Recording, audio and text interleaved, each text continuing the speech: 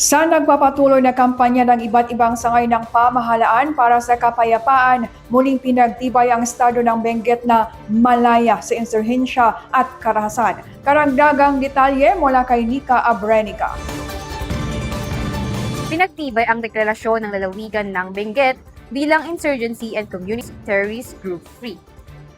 Sa bisa ng Resolution Number 2025-0265 na nilagdaan ng mga kinatawan ng PNP, Philippine Army, DILG Benguet at pamahalaang panlalawigan na pagtibay ang stable internal peace and security status ng probinsya.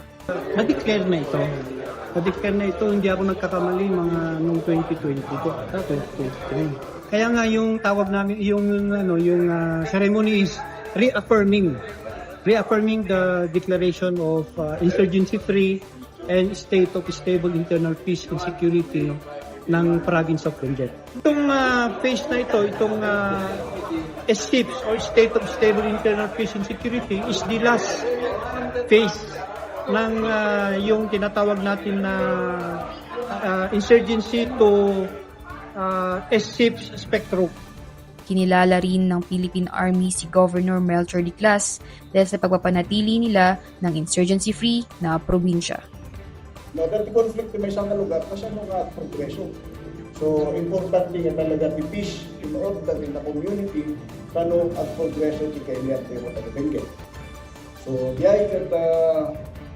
with this, we have already the resolution reaffirming and ceremonial declaration of insurgency-free in a state of stable internal peace and security in the province of Benguet. So, congratulations sa amin kanya. Congratulations. Inilahad naman ng Benguet PNP na ang deklarasyon ay resulta ng dedikasyon ng mga kinatawan ng batas sa pakikipag-ugnayan sa mga pamahalaang lokal at ang pagiging mapagmatyag ng mga komunidad na nakikipagtulungan sa pamahalaan para sa kaayusan at kapayapaan. Ang nasabing deklarasyon ay patunay na nagkakaisang hangarin para sa komunidad na malaya sa insurhensya at anumang banta. Nika Abrenica para sa PIA News, Cordillera.